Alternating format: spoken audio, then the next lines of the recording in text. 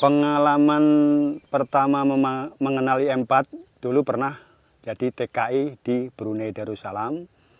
Begitu ada kasih libur sama majikan, jalan-jalan di kebun, lihat petani sayur. Itu dia fermentasi dari tanaman yang ditanam, dia ambil, difermentasi sama pupuk IM4, dan akhirnya kalau disemprotkan ke tanaman itu, jadinya hasilnya juga memuaskan.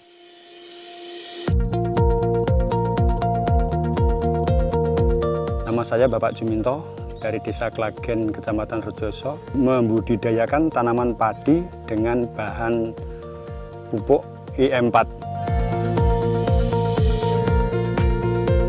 Setelah kembali ke Indonesia, terjun di pertanian, makanya saya praktekkan coba pakai IM4 buat tanam padi. Hasilnya banyak, padinya pun juga bagus, kelihatan menguning, malainya pun panjang-panjang, tahan penyakit, tanahnya pun juga subur. Tanaman jenis padi yang saya tanam serang sama bramu dioplos buat mengatasi gangguan penyakit potong leher.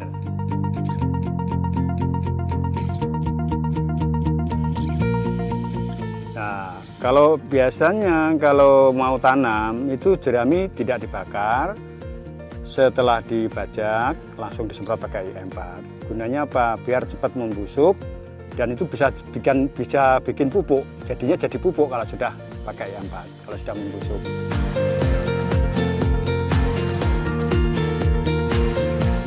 Nah, terus setelah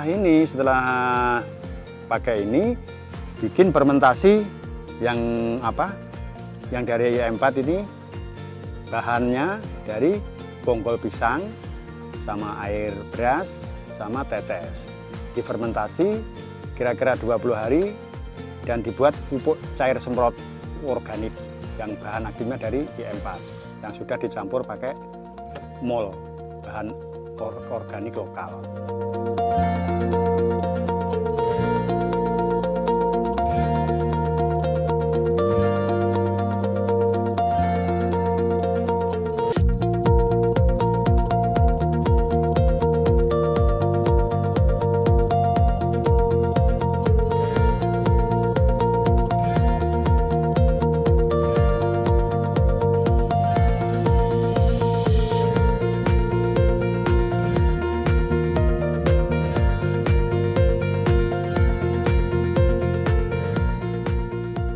Dosis pemberiannya kalau sudah IM4 dalam 18 liter satu tangki semprot itu kasih setengah liter semprot kalau IM4 itu setiap semprot.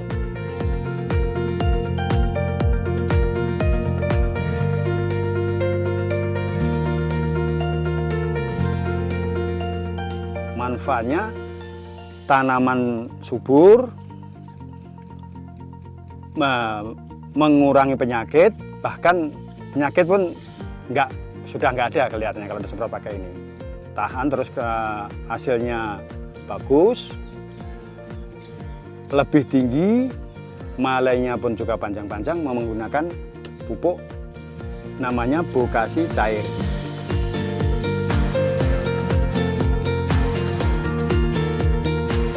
Terus tanaman dibandingkan dengan yang pakai IM4 sama yang tidak pakai, bahkan kelihatannya 50% bagus yang pakai IM4 daripada yang tidak pakai. Hasilnya pun juga bagus, kalau yang nggak pakai itu kelihatannya nggak begitu tinggi, malainya pun nggak panjang-panjang, padinya pun kelihatan menguning bagus daripada yang tidak pakai.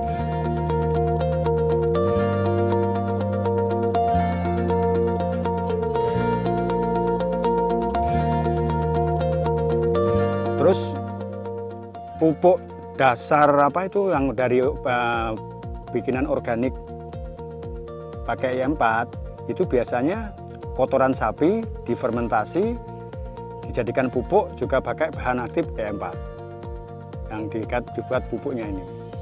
Jadi dari kotoran sapi tadi yang sudah difermentasi dicampur pakai bahan-bahan lain lah, yang jadinya jadi pupuk organik asli, bukan dari pabrik, bikinan sendiri.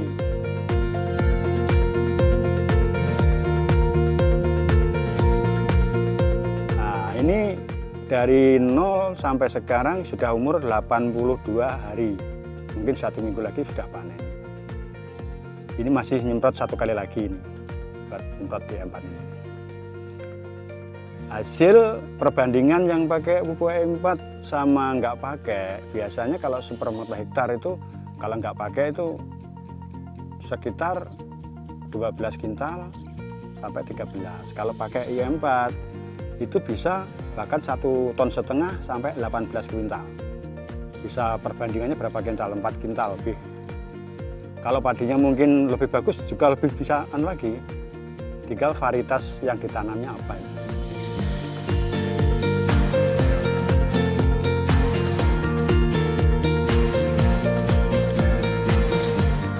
Setelah ke padi kan dibikin petak-petak, ditanamin kedelai itu nanti buat istilahnya istirahat tanah biar nggak basah, dikeringkan. Nah, lepas itu tanamin kedelai. Kalau kedelai kan nggak butuh air, cuma butuh pupuk cair yang itu. Tanahnya biar kering. Nah, selepas itu nanti ditanamin bawang merah. Jadi pas kedelai panen, terus langsung dibikin lahan buat bawang merah. Itu tanahnya sudah kering. Itu pun pakai bahan aktif E4. Kalau hasilnya kedelai biasanya tuh lebih tinggi, Pak. Terus daunnya pun juga lebar-lebar. Terus tanamannya, buahnya tuh bisa besar-besar. Bahkan bisa lebih, biasanya kalau nggak pakai itu paling kalau orang sini tuh seberapa hektar tuh dapatnya 2 kintal, 3 kintal. Ini bisa sampai 6 kintal.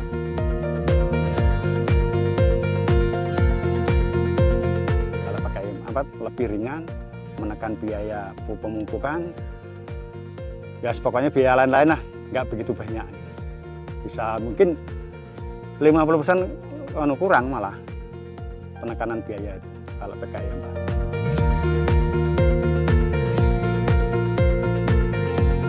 Harapan ke depan mungkin kalau ada istilahnya penyuluhan apa dari PPL, dari desa kan lebih bisa dilanjut gimana pakai E4 itu kalau ada dari dukungan dari desa, dari PPL.